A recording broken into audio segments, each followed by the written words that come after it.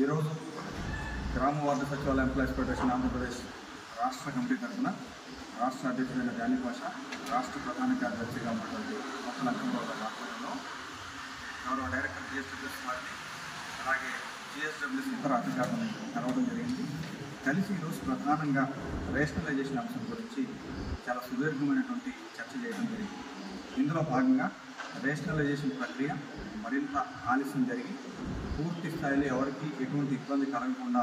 ప్రభుత్వం ఆ వైపుగా చర్యలు తీసుకుంటున్నారనేటువంటి విషయాన్ని సుస్పష్టంగా అధికారుల నుంచి తెలుసుకోవడమైనది. ఈ విషయాన్ని సహచర గ్రామ వార్డు సచివాలయాలు తెలియజేస్తారు. అలాగే మరి ముఖ్యంగా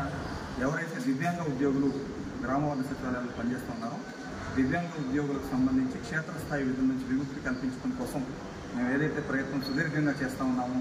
ఆ ప్రయత్నం చివరి దశకు చేరుకుందని, తప్పనిసరిగా రాబోయే రోజుల్లో క్షేత్రస్థాయి విధుల నుంచి వారికి విముక్తి కలుగుతుందని ఆ వైపుగా ఆదేశాలు వస్తున్నాయని చెప్పి సభాముఖంగా మీ అందరికి కూడా తెలియజేస్తాం. అదే రకంగా ఏదైతే సెలవు దినాల్లో కానీ టార్గెట్ బేస్డ్గా సర్వేలు చేస్తూ ఉన్నారో ఈ సర్వేలకు సంబంధించి గత కొన్ని రోజులుగా రాష్ట్ర ప్రభుత్వం దృష్టికి తీసుకెళ్తున్నటువంటి అనేక అంశాలతో భాగంగా మా తరఫున ఈరోజు గ్రామ వార్డు సచివాలయాల అధికారులతో కూడా చర్చించిన మీదట చిట్ట చివరిగా గ్రామ వార్డు సచివాలయాల శాఖ తప్పనిసరిగా దీని మీద చర్యలు తీసుకోవడానికి ఇప్పటికీ నిర్ణయానికి వచ్చింది. ఆ నిర్ణయంలో భాగంగా గౌరవ అధికారులు, రాష్ట్ర ప్రిన్సిపల్ సెక్రటరీ గారు, ప్రభుత్వం, మంత్రివర్యులు అలాగే డైరెక్టర్ గారి ఆధ్వర్యంలో ఒక స్పష్టమైన ఆదేశాలు ఇవ్వబోతూ ఉన్నారు. ఇక నుంచి సెలవు దినాల్లో ఎట్టి పరిస్థితుల్లో కూడా సర్వేలు లేకుండా ఒక స్పష్టమైన ఆదేశాలు జిల్లా కలెక్టర్లకు అలాగే వివిధ శాఖల హెచ్ఓలకు కూడా ఇవ్వబోతున్నారనేటువంటి విషయాన్ని, ఆ విషయాన్ని సాధించినటువంటి